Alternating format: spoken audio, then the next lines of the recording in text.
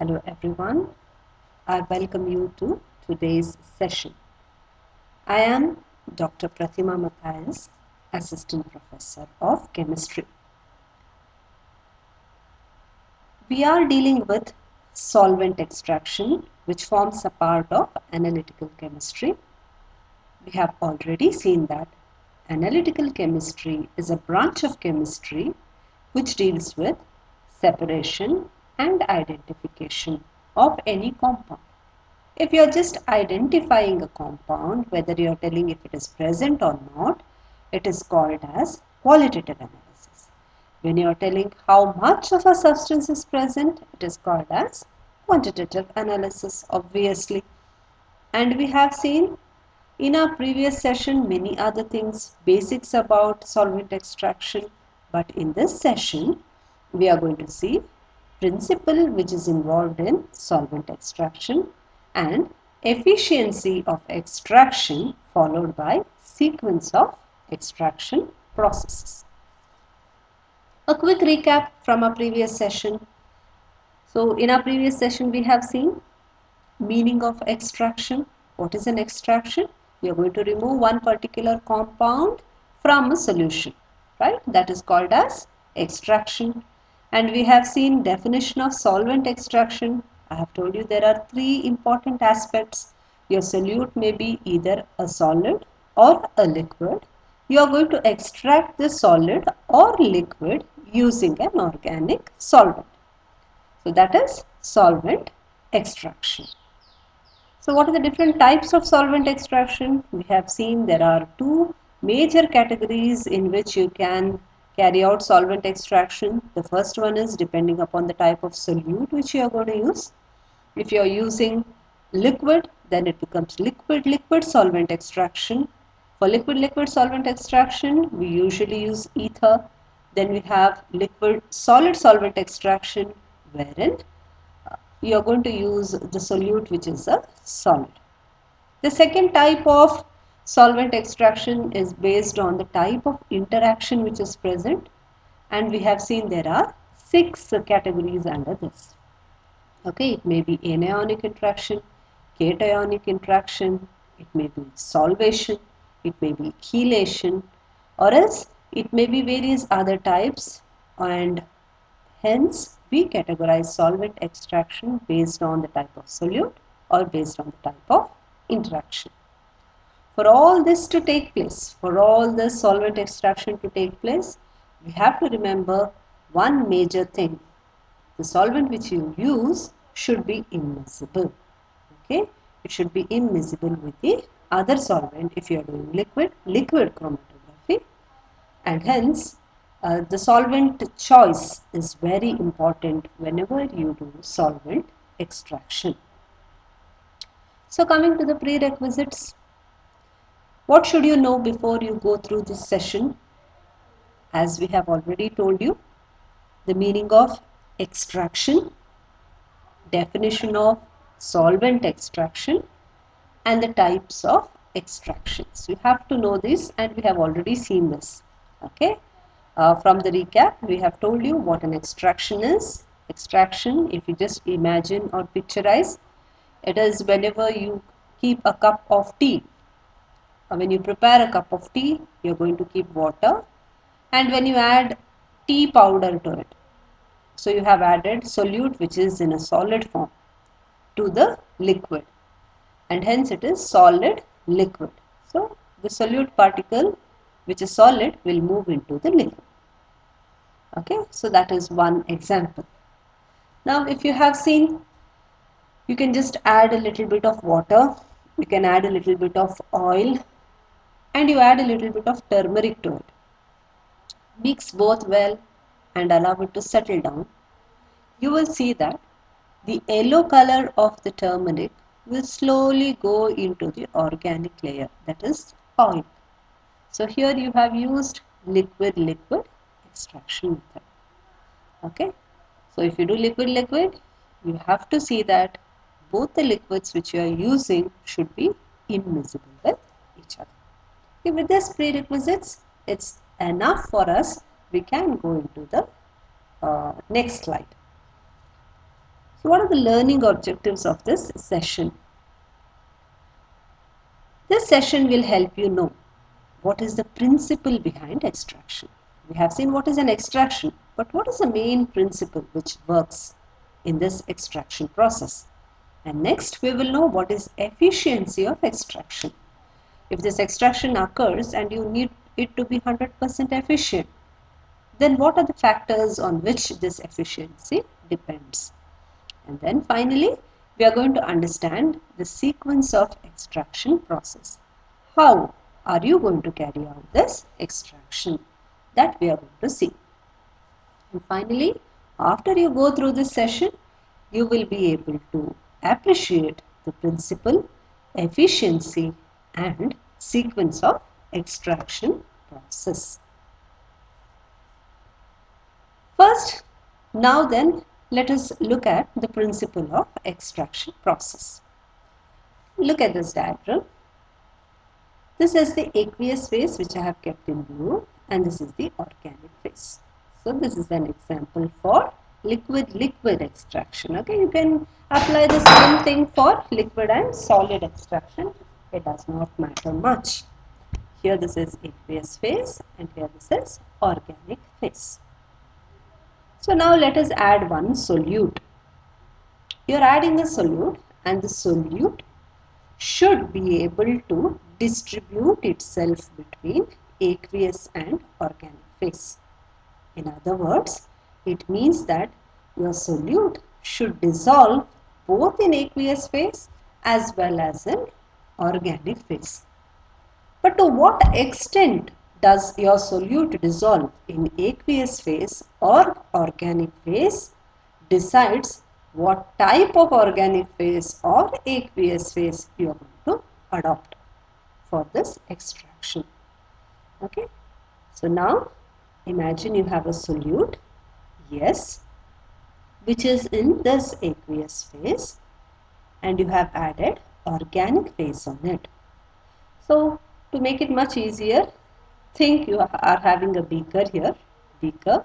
To that you have added aqueous phase and then on top of it you have added organic phase. You have your solute in the aqueous phase. Just mix it and leave it for some time. What will happen is it is not visible, but few solute particles are going to move from the aqueous phase into the organic phase. So it will go to the organic phase, then it will come back, it will go to the organic phase, then it will come back, and it keeps on doing this until when? Until an equilibrium is obtained. Yeah, I hope you understood. You are going to take a solute particle, dissolve it in the aqueous phase, and then you are going to add the organic phase to it. Mix it and just leave it undisturbed. What happens is the solute particles from the aqueous phase are going to the organic phase, and this keeps on occurring. It goes there, comes here, goes there and comes here, and after some time equilibrium is obtained. This equilibrium constant is called as Kd. Kd. Kd is nothing but distribution coefficient. Distribution coefficient Kd is given by concentration of metal ion in organic phase. So concentration of metal ion in organic phase divided by concentration of metal ion in aqueous phase. Okay, how much of concentration of metal ion is present in organic phase divided by how much of metal ion is concentration is present in aqueous phase. Okay, so Kd is nothing but distribution coefficient. How this particular solute distributes itself between aqueous phase and the organic phase. So our main intention is we want our solute to come into this organic phase and hence it remains in the numerator and the denominator will have the aqueous phase. So if you just add organic phase to this aqueous phase containing solute and at that particular moment you are going to see how much of your organic compound or your solute has come into organic phase, then we consider a factor called D. D is called as distribution ratio. You're not going to allow equilibrium to set in, but you're just going to check the distribution ratio. Distribution ratio is given by concentration of solute in the organic phase divided by concentration of solute in the aqueous phase. Okay, this is called as distribution coefficient. So for ideal solutions or solutions which obey ideal conditions, usually distribution coefficient is equal to distribution ratio. Both will almost be the same. And alpha is known as separation factor. Separation factor is given by distribution ratio in aqueous phase divided by distribution ratio in organic phase. Okay? How much has been distributed? So from this slide, we can think that the principle of extraction process depends upon the main factor, that is distribution ratio. If distribution ratio is equal to distribution coefficient, then we say the solute is ideal solute. Okay, and this Kd is equal to concentration of metal ion in organic phase divided by concentration of metal ion in aqueous phase. This equation is obtained by Nernst distribution law. The Nernst distribution law is applicable at a certain temperature where the ratio of concentration of solute in each of the solvents is always constant. There is no change. So, we have in this slide come to know about Kd, D, alpha and Nernst distribution law. It is this principle based on which extraction occurs when you use solvents. So moving on, what is efficiency of an extraction process? So every extraction process may not be 100% accurate or 100% efficient. You want a desired result, but you do not get the complete extraction. Lots of the solute may remain in the aqueous phase itself. What should we do then? We have to find out what is effective extraction coefficient. So EF. EF is given by concentration of metal ion in organic phase into volume of the organic phase divided by concentration of metal ion in aqueous phase divided by volume of the aqueous phase. If EF value is high, it means that the metal ion in the organic phase is more. The denominator is less. Okay, I repeat, if EF is more, it indicates that the concentration of metal ion in organic phase is high and the concentration of metal ion in aqueous phase is low, which means most of the solute in the aqueous phase has been transferred into the organic phase and hence the efficiency will become high. Okay. If EF is more, which means the efficiency of extraction is high. If EF on the contrary is less, which means most of the solute, that is metal ion, remains in the aqueous phase and it has refused to come into organic phase, which means the efficiency is less or the extraction is less efficient.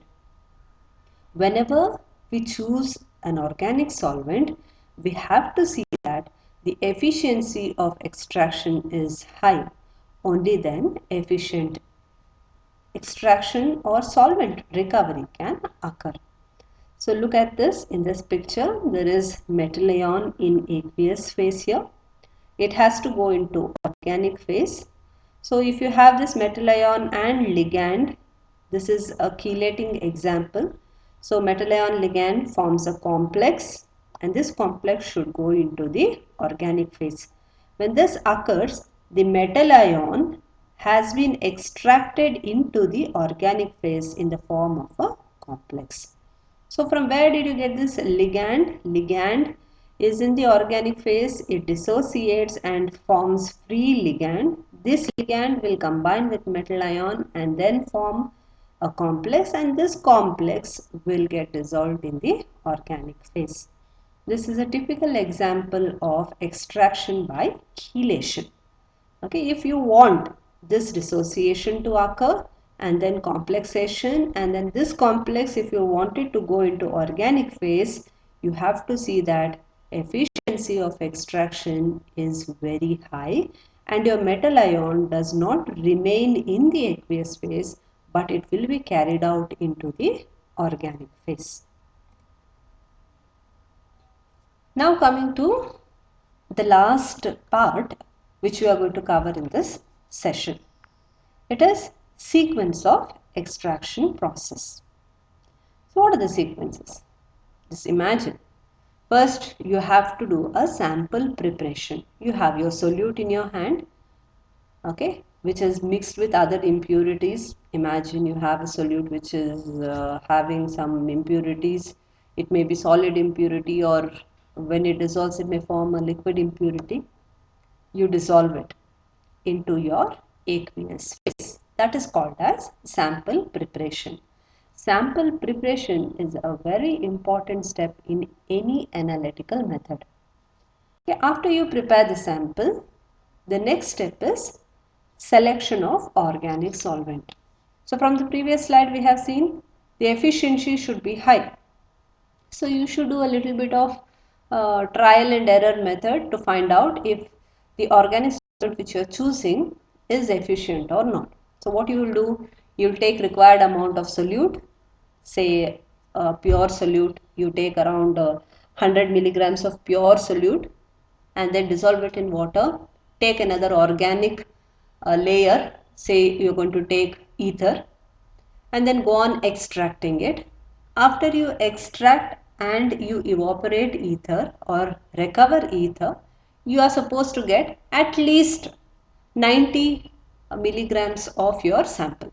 You started with 100 milligrams, at least say you will get 90 or 80 milligrams, then you can calculate percentage efficiency of extraction. Then you can say that particular solvent can be used wherever you have impurities along with your particular solute. Okay, so first step is you prepare your sample. Second step is you select the organic solvent which is suitable for extraction. Third step is you carry out the extraction. For extraction you will need this particular glassware. This is called as separatory funnel. Okay, this will be in your laboratories. This is called as separatory funnel, which is usually used for solvent extraction. You will need a stand to which you are going to fix this separatory funnel, and then you will need a collecting system, and here I have shown a conical flask. So what you have done, you have prepared the sample in aqueous media. Let us imagine you have prepared the sample in aqueous media, and then you have taken an organic solvent as ether. You have added it here. You are going to mix it, and then you are going to remove the lid and allow it to settle under gravity. What do you see? You will see that there is a separation. I have told you earlier, because of the density differences, organic layer which you have taken, if it is ether, it is going to float on water. Okay, if it is ether. By chance, if you take carbon tetrachloride or chloroform, because chloroform or carbon tetrachloride is more denser, it is going to come down. So this will be reversed. Organic phase will come down and aqueous layer will go up. Okay. What we have shown here is organic layer is less denser compared to aqueous layer, and hence it is going to float up. Okay. So now shake it well and leave it. The solute particles which are present in aqueous layer would have travelled into the organic layer by preferential motion because of distribution coefficient. It would love to distribute itself more into the organic layer than in aqueous layer, and hence it will come into the organic layer. So you can slowly allow this. If you open this tap, you can slowly drain this out. Aqueous layer will be drained out here, and your organic layer will be here. Okay. So we did the sample preparation, we selected the organic solvent, and then we have extracted, and then we have removed this aqueous layer. What is remaining with us is the organic layer. So from this organic layer, you have to recover the solute, and that process is called as stripping. How do you strip it?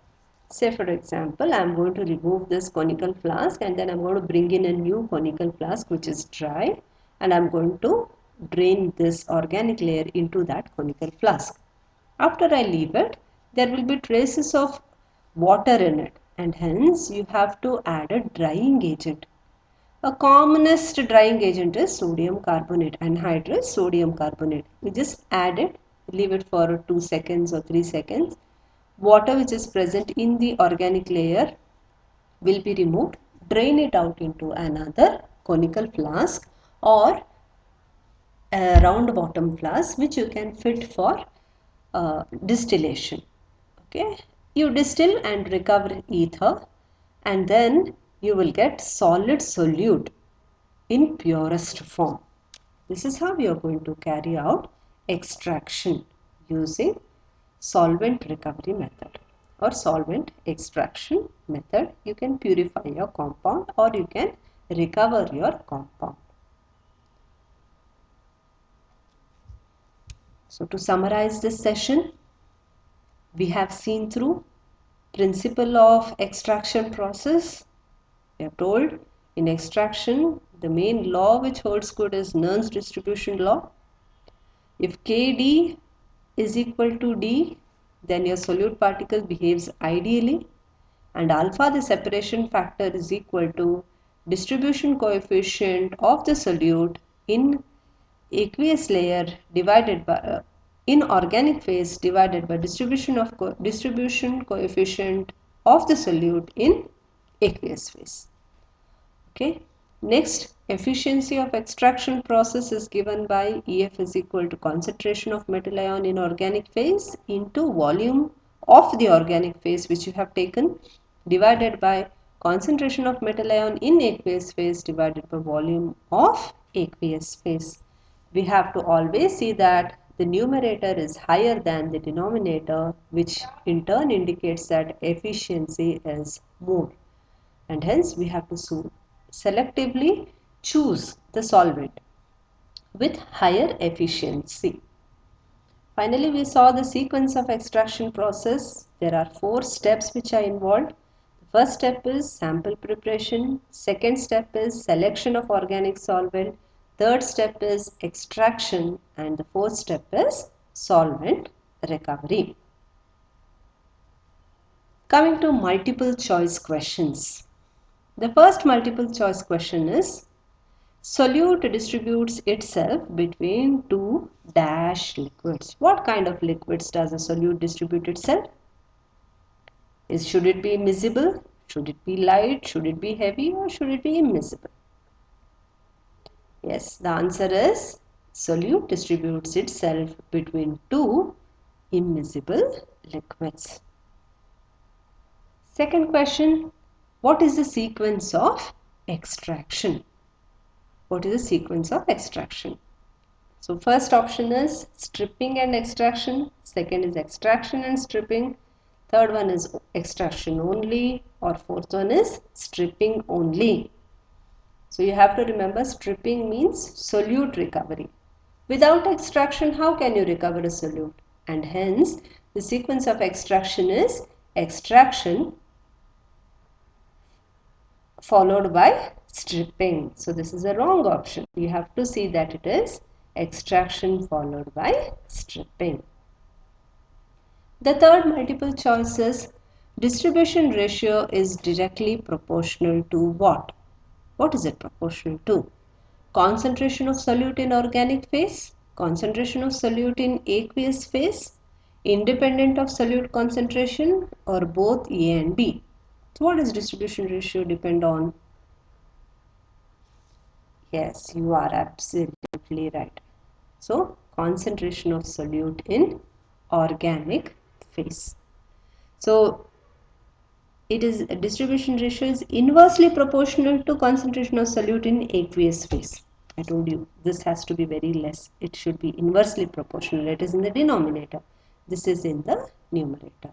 And hence concentration of solute in organic phase is directly proportional to the distribution ratio. So these are the references which I have used. You too can use them. That is Separation Chemistry by Buhiracha, Instrumental Methods of Analysis by Billard, Merritt and Dean. Thank you for your patient listening. We shall meet in our next session.